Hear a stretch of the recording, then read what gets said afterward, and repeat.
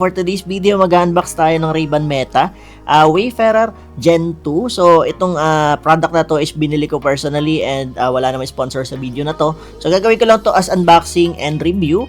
So, for this video, mag-unbox tayo and then magsa-set up. Siguro after a week or a month, gagawa natin siya ng review kung ano masasabi ko dito, no?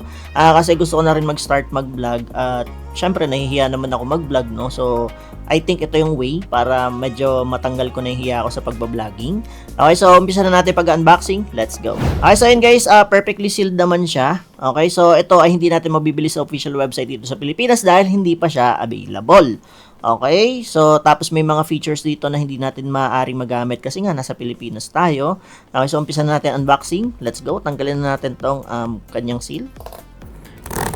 So, napansin ko sa mga product ngayon, ganito na talaga no, pag nag-unbox. At sobrang satisfying naman talaga.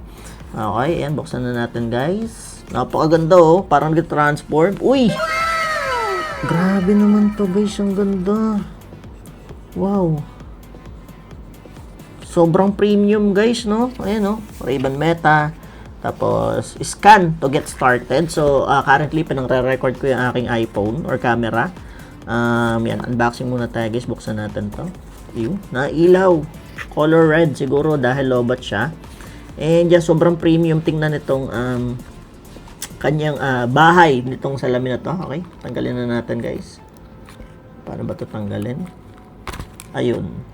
Okay, so natanggal na rin to. I think ito yata yung mag-i-start up. Pag tinanggal nyo to, magsa-set up na tayo. Okay.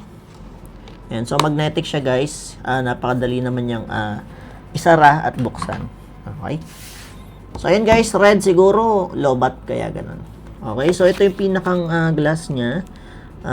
Pinakang salamin niya. So ito is glossy black. Okay, I think yung isa dito is camera, tapos isa yata is yung parang ilaw para malaman mo no na nagfa-function siya. Okay, so tanggalin na natin to guys. Ayun. Tapos ito pa. Ayun. Okay, ayan. So tatry natin siyang isuot. Ito yung aking glass. Meron talaga akong grado. So, tanggalin na natin siya. Suot natin siya ngayon. Kung feel, anong pakaramdam. Okay, so ayan. Yan ang itsura natin ngayon, guys. Tumatama itong mic natin. And, yeah.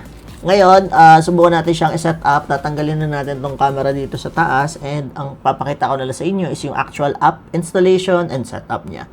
Okay, let's go. So, dito sa part na to guys, papapiliin tayo kung anong klaseng product and brand yung binili natin. So, in our case, dito tayo sa pinakauna yung Ray-Ban Meta. So, dito guys, pindutin daw natin itong bilog na to, ng 5 seconds hanggang umilaw ng color blue. Okay, hold na natin. Ayan, so nailaw na siya ng blue. Okay. Ngayon, sa settings, blue LED turn on. Yes. Okay, searching na siya. And yan, na-search na niya yung model and brand natin. Tap natin yung connect. Okay, network added. Next natin guys. Put on your glasses. Okay, so buksan na natin siya. Put down natin. And umiilaw na siya guys. Okay. Uy, grabe yung sounds guys. Parang na rin ako parang na rin ako naka AirPods. Okay, tap down natin to. Tama ba ito? So, pindutin natin. Capture. Grabe yung sounds guys. Para ka naka-surround speaker, para ka na rin naka-AirPods na hindi. Okay, replay daw, replay. Press and hold. Na-capture button. Kita nyo ba? Kita nyo ba nailaw? Wait, ililipat natin to mic natin para hindi nakaharang. Put natin siya dito. Yan. Okay, so sana rinig nyo pa ako. And guys, so mapapansin nyo na ilaw siya. Then, touch dito tayo sa replay guys. So, next natin gagawin guys is, touch 1. So, ito yan guys. Okay. Nag-check na siya. Next. Anong sunod? Swipe forward. Swipe forward daw. Ayun. So, nakikita natin yung volume. Tumataas. Touch 1 daw. Okay. Check. Okay na yata. Yun yung pinaka-basic setup natin. Okay, continue tayo. Enable voice control. Hindi yata nagana guys eh, no? Pero titingnan natin guys. Yan, done. So, do this later na lang. Okay, so I think guys, okay na siya ngayon. Parang naka-setup na tayo. And eto guys, may nakuha na tayong picture.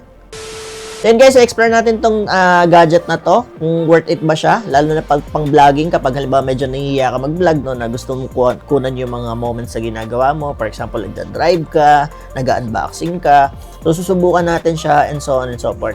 Yung music pa lang guys, feeling ko panalo na. Hindi ko pa nagagamit yung pinakang video recording niya, sa music pa lang na naririnig ko, ang ganda na, solid. Okay, kita-kits sa next video natin, let's go!